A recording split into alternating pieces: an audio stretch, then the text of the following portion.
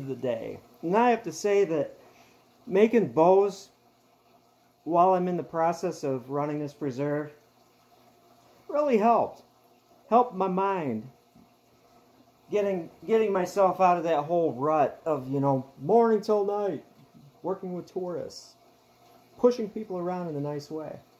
But to continue, I'll get out of the frame. Hopefully you can see how the snakeskin actually kind of worked its way in. It's not that it's really wrinkly per se, but it worked its way into the crevices nicely by fussing. Sinew is one of those kind of things that you fuss over. And I like fussing with my bows. And what happened was it started drying to the point where, and this was tricky, I would use my thumb instead of a paintbrush to get it in there, and it helped get the air bubbles out, which is important. You don't want to have air bubbles under your snakeskin. And it also pushed the skin into the crevices, and I don't know how it works, but it almost gets sucked into them. And so I'm looking at this thing. I don't know if I can get the right light, but that snakeskin actually form-fitted to the curves of the bow. And then you have to wait till it's dry enough that it's not going to slide around. Then it's just sandpaper. I used 320 with a wooden block and just kind of sanded it at an angle, and then you can just pull that strip up. Because I didn't size the belly of the bow, just the sides. And so even though that snakeskin had glue in it and it was stuck there, it still peeled off. It wasn't completely dry. Just the way it works out. So I'm looking at this, and yes, you know, you can kind of envision it. I probably won't use this leather. I'll probably try to get my paws on some actual real brain tan leather buckskin for this. And Manitoulin Matt, I'm so sorry, my friend, that I didn't mention this. Matt's learning curve is stratospheric as far as bow making, and he came up with this amazing dye for a paddle bow that he made.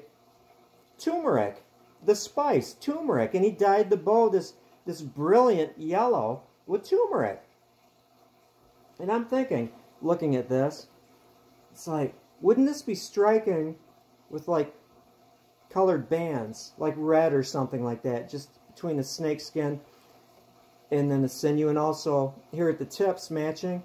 And then I got to thinking, I don't want to use acrylic paint. I want to use something more natural, like some natural dye.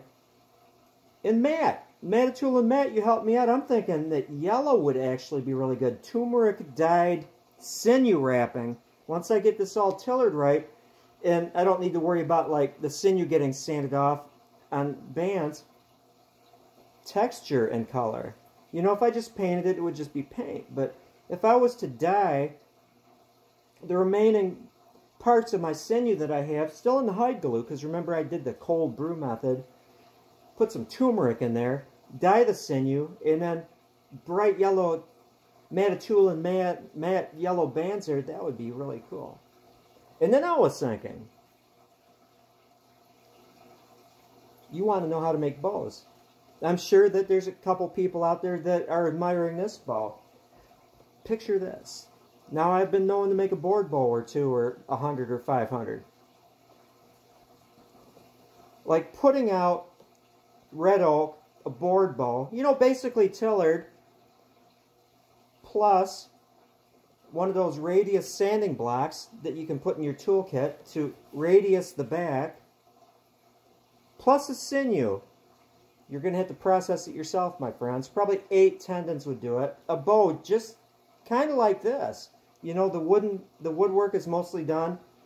Send you the tendons, send you the snakeskin, enough powdered hide glue to do the job, instrucciones, maybe not, I don't know, the handle wrap, because you might want to choose your own, but putting together a kit, you know, basically foolproof. A lot of people are scared of doing the woodwork, but, you know, you'd be doing a little tillering and a little bit of finish sanding and rounding the back here, getting over that hump of preparing a sinew and gluing it on, having the sinew, the bow, hide glue, snakeskin, all ready to go.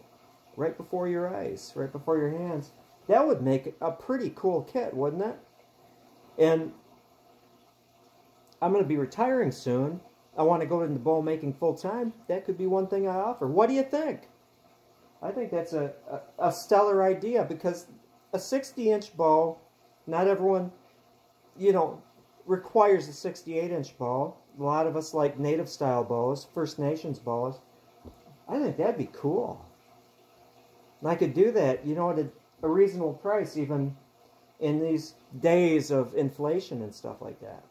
Would represent a good bargain. And get you, who are just watching the videos, wishing that you had the wood and the knowledge to make bows, started in it. And, you know, honestly, I've made a lot of bows. You know, I would do that in a heartbeat. I think it would be a good way to get a good, solid, sinew-back bow as easy as possible. And a bow that I would like. I like red oak. I could go as far as, when I'm choosing my boards, getting flat sawn boards. So when you're looking at the belly, oh my gosh, that looks like a stave-made bow. Not bias ring, which is what I normally do, but picking out the flat sawn boards. And, you know, whatever, if it cuts through a growth ring, doesn't matter because it's going to be sinew-backed, right? But from all practical purposes, looking at the belly, there would be absolutely zero way that you could tell that that was a board bow. See how tricky I am. But yeah, that's it. What a day. What a day. What a whirl. What a whirl. To quote the Wicked Witch of the West. She's not quoted enough. Her and her flying monkeys. I'm going to go now. That's it. I got to get a screenshot for my thumbnail. The look of wonder. I got it. Have a good one.